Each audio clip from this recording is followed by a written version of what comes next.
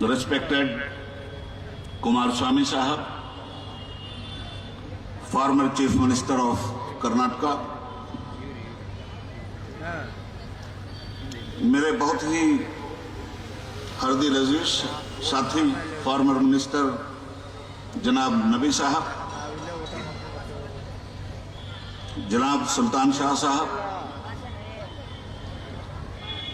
जनाब फजल अहमद साहब, state general secretary Janata Dal secular, और हमारे हरदिल अजीज कैंडिडेट एडवोकेट मोहित साहब, स्टेज पर बैठे हुए दीगर रहनुमायान सियासत।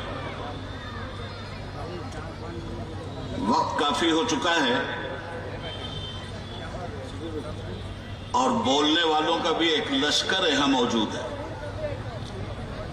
मैं स्टेज के जिम्मेदारों से ये कहना चाहूंगा कि जरा थोड़ी देर के लिए खामोशी बरत लें ताकि जलसे का माहौल सही तरीके से इसके इगराज़ो मकासद के साथ मुकम्मल किया जा सके। चंद जरूरी बातें मैं उबैदुल्लाह खान आज़मी इलेक्शन के सिलसिले में आपके सामने रखना चाहूंगा। 5 साल के बाद एक मर्तबा फिर सूबाई सतह पर कर्नाटका में असेंबली के इलेक्शन का बिगुल बजने जा रहा है। ये इलेक्शन हर 5 साल के बाद होता है और आप अपनी मर्जी की पार्टी को वोट देकर उसे कामयाब करते हैं।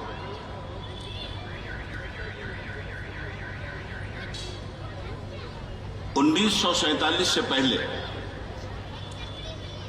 हमारे मुल्क में इलेक्शन की रवायत नहीं थी, इसलिए कि कश्मीर की वादी से लेकर कन्याकुमारी की सरहदों तक हिंदुस्तान गुलामी की जंजीरों में जकड़ा हुआ था और गुलामों को अपनी राय देने का हक तारीख के तनाजुर में कभी भी नहीं रहा।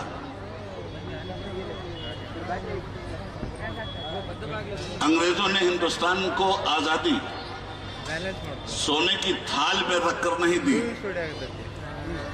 जब इस मुल्क के आजादी के मतवालों ने अपने सर धड़ की बाजी लगाई तब हमारा मुल्क 15 अगस्त 1947 को आजाद हुआ। इस मुल्क की आजादी में हिंदू, मुस्लिम, सिख, ईसाई सबने अपनी ताकत झोंक दी। मालूम नहीं कितने हिंदू मुसलमान बच्चों का यतीमी का दिन उन बच्चों को देखना पड़ा तब ये देश आजाद हुआ। मालूम नहीं आजादी के कितने जियालों को अपना सर फुटबॉल की तरह उछलवाना पड़ा तब ये आजादी हमें मिली। हमने ये जो आजादी हासिल की और वोट का जो हक हमें मिला है, ये हक हमें कुर्बानियों के नतीजे में मिला है। अब हिंदुस्तान की आजादी के बाद इस मुल्क के सेकुलर फंडामेंटल राइट्स ने आपको वोट देने का हक दिया।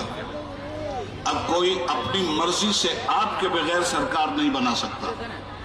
हर 5 साल के बाद इलेक्शन आता है और इलेक्शन में आप ही सिलेक्शन करते हैं। ये स्टेज पर जितने लोग बैठे हैं और कुर्सियों की मारी मारा हो रही थी, अभी किसी भी रिस्पेक्टेड मेहमान के बैठने की भी जगह कोई देने के लिए तैयार नहीं था। ऐसे आलम में इन कुर्सी पे बैठने वालों से मैं कहना चाहूंगा कि तुम लाख कुर्सी पे बैठो, हिंदुस्तान के कॉन्स्टिट्यूशन ने तुम्हारी हैसियत सिर्फ चौकीदार की बनाई है और ये लोग लाख जमीन पे बैठे, इनकी हैसियत जमींदार की बनी है। ये जमींदार तय करेगा कि इसका चौकीदार कैसा होना चाहिए, वरना बैठा करो चौकी पर, तुम्हारे बैठने का कोई मतलब नहीं होता। हजरात याद रखिएगा, चौकीदार जमींदार बनाता है। आप हैं इस देश के जमींदार। और ये जितने नेता हैं और जितनी पार्टियां हैं, ये सब की सब हैं आपकी चौकीदार। जमींदार तय करेगा कि उसका चौकीदार कौन होना चाहिए, कैसा होना चाहिए, कौन सी पार्टी होनी चाहिए। आपसे वोट मांगने सब आएंगे, बीजेपी भी आएगी, कांग्रेस भी आएगी, और आज हमारी जनता दल सेकुलर भी आपसे वोट मांगने आपके दरवाजे पे खड़ी है। तय आप ही को करना है। बीजेपी भी आकर अपनी बात करेगी, कांग्रेस भी आकर अपनी बात करेगी, जनता दल और श्री कुमार स्वामी भी आकर के अपनी बात करेंगे। सबकी बातें आप सुनोगे। आप हिंदुस्तान की सबसे बड़ी अदालत हो, आप हिंदुस्तान की सबसे बड़ी कोर्ट हो। सुप्रीम कोर्ट के पास भी वो पावर नहीं है जो पावर आपके पास है। आप सबकी सुनोगे और अपने पावर का इस्तेमाल इलेक्शन के दिन कर डालोगे। सुनोगे सबकी, बोलोगे किसी के लिए नहीं। अपने फैसले को महफूज कर लोगे। अदालतें जब बहस सुनती हैं तो बहस सुनते वक्त फैसला नहीं देती, सबकी बहस सुन लेती हैं और फैसला महफूज कर लेती हैं एक दिन के लिए। वो दिन आता है तो फैसला दे दिया जाता है। इसी तरह इलेक्शन का एक दिन है और सिलेक्शन आपको करना है। बातें आप सबकी सुनेंगे, फैसला महफूज रखेंगे। जिस दिन आपको वोटिंग करनी होगी उस दिन आप अपना फैसला सुना देंगे, कौन सी पार्टी जीतेगी और कौन सी पार्टी हारेगी। हर पार्टी अपना मैनिफेस्टो लेकर के आपके सामने आ रही है। मैं बहुत बुनियादी बातें पढ़े लिखे लोगों के बीच में कर रहा हूं। मैं जानता हूं कि ये शहर बेंगलोर है, बेंगलोर की एक रवायत है, बेंगलोर की एक तारीख है, बेंगलोर का एक जोग्राफिया है। बेंगलोर के इंटेलेक्चुअल क्लास के लोग, चाहे वो हिंदू हो कि मुस्लिम हो, वो अच्छी तरह से बातों को समझते हैं। फैसला आपको लेना है। बीजेपी ने क्या किया वो आपको मालूम है, कांग्रेस ने क्या किया वो भी आपको मालूम है, जनता दल सेकुलर ने क्या किया वो भी आपको मालूम है।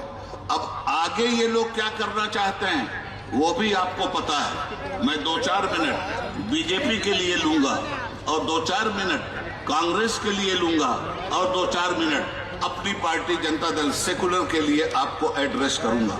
मैं सबसे पहले बीजेपी की तरफ आता हूं। बीजेपी ने आपके इस सूबे में राज किया। आज भी बीजेपी कर्नाटक में अपनी हुकूमत बनाए हुए, मगर अब उसका सिंहासन लरसने लगा। क्यों? इसलिए कि हिंदुस्तान के हिंदुओं और मुसलमानों ने मिलकर इस देश को आजाद करवाया था। अंग्रेजों की ताकत का मुकाबला हम नहीं कर सकते थे। लाठी बंग बारूद से भी हम अंग्रेजों का मुकाबला नहीं कर सकते थे। तो हमारे मुल्क के हिंदू पूर्वजों ने, हमारे मुल्क के मुस्लिम पूर्वजों ने यह तय किया कि कोई ऐसी ताकत पैदा करो जिस ताकत के जरिए अंग्रेजों के बम बारूद नाकारा हो जाएं। तो हिंदुस्तान में अंग्रेज क्या कर रहा था दोस्तों? अंग्रेज कुछ गद्दार हिंदुओं को खरीदे हुए था और कुछ गद्दार मुसलमानों को खरीदे हुए था। गद्दार मुसलमानों से गाय कटवा कर मंदिरों में डलवाता था और गद्दार हिंदुओं से सुअर कटवा के मस्जिदों में डलवाता था और हिंदू मुस्लिम को लड़ाता था। आज भी आपके बीच ये बात की जाती है, लड़ाओ और हुकूमत करो, ये अंग्रेजों की पॉलिसी थी। आज अंग्रेज तो चला गया इस मुल्क से, मगर सफेद अंग्रेज अपनी काली औलादों को यहाँ पैदा करके गया, जो आज भी हिंदू और मुसलमानों को लड़ाकर हुकूमत करना चाहते हैं। और उन्हीं काली औलादों को इस इलेक्शन में आपको करारी शिकस्त दे करके जवाब देना है कि हिंदुस्तान की जनता सेकुलर है और ये सेकुलर जनता दल, सेकुलर जनता दल के साथ ये सेकुलर जनता जाएगी। इसलिए कि इस मुल्क में कम्युनलिज्म की कोई जगह नहीं है, इस मुल्क में नफरत की कोई जगह नहीं है। ये राम का मुल्क है जिसने सामाजिक न्याय का परचम बुलंद किया था। ये कृष्ण का मुल्क है जिसने मोहब्बत भरी बंसुरी बजाई थी। ये ख्वाजा मोइनुद्दीन चिश्ती का मुल्क है जिन्होंने हिंदुस्तान में प्यार और मोहब्बत की गंगा जमुना बहलवाई थी। इसलिए हिंदुस्तान में नफरत पैदा करने वालों के लिए कोई जगह नहीं है। अगर आपने बीजेपी को वोट दिया तो आप नफरत को वोट दे रहे हैं। अगर आपने बीजेपी को वोट दिया तो आप हिंदू और मुसलमान को बांटकर इस हिंदुस्तान की तहजीब को बर्बाद करने के लिए अपना वोट बर्बाद कर रहे हैं। याद रखिएगा, जब तक आप वोट नहीं देते तब तक आपका वोट इनकलाब नहीं बनता। मगर जो ही आपका वोट की पेटी में गया, उसके बाद जब वो निकलेगा भाई साहब, तो या तो सांप बनकर निकलेगा आपका वोट जो आपके बाल बच्चों को डस लेगा, या लाठी बनकर निकलेगा आपका वोट जो डसने वाले सांप का सर कुचल देगा। जब तक आपका वोट पेटी में है, पेटी के पेट में है, तब तक कोई इनकलाब बाहर नहीं आता। मगर जो ही वोट पेटी से बाहर निकला, ये पेट्रोल बनकर निकलेगा जो कर्नाटका को जला देगा। मगर यही वोट पॉजिटिव वे में पड़ गया तो पानी बन के निकलेगा जो लगी हुई आग को बुझा देगा। इसलिए मैं जनता दल को वोट देने की आपसे अपील करता हूं, इसको वोट दीजिए ताकि ये मोहब्बत का पानी बनकर आपका वोट निकले, इंसानियत का पानी बनकर के आपका वोट निकले, मानवता की रक्षा और सुरक्षा का वोट बनकर के आपका ये वोट बाहर निकले। मेरे भाई, वोट को आसान चीज मत समझिए। आपका वोट इस मुल्क की किस्मत बना भी सकता है और इस मुल्क की किस्मत बिगाड़ भी सकता है। गोया आप ही के हाथों से हिंदुस्तान संवर भी सकता है और हिंदुस्तान बर्बाद भी हो सकता है। जो लोग नफरत की पॉलिटिक्स कर रहे हैं, अगर उन्हें ताकत मिली, ये मुल्क जहन्नम बन जाएगा। और जो लोग जनता दल के प्लेटफॉर्म से मोहब्बत की पॉलिसी के साथ आपसे वोट मांग रहे हैं, आप इन्हें वोट दीजिए ताकि सामाजिक न्याय बुलंद हो, ताकि लोगों को इंसाफ मिले, ताकि लोगों को रोटी और रोजगार मिले। बीजेपी ने आपको क्या दिया? 2014 में एक मदारी आया था। मदारी जानते हैं कि नहीं? मदारी मालूम नहीं आपके यहाँ क्या कहते हैं? वो डुगडुगी बजाता हुआ आता है, खेल दिखाता है, बुड़ू बुड़ू का। जी हाँ, वो आता है ना, वो होता है जाहिल। मगर ताली कौन लोग बजाते हैं? पढ़े लिखे लोग। तो वो तो आपसे ताली बजवा के झोला उठा के गुजरात चला जाता है और आपको मिलता है ठेंगा। 2014 में एक मदारी आया था और उसने कहा आप लोगों से, भाइयों बहनों, मैं चाय बेचने वाला, याद है या भूल गए?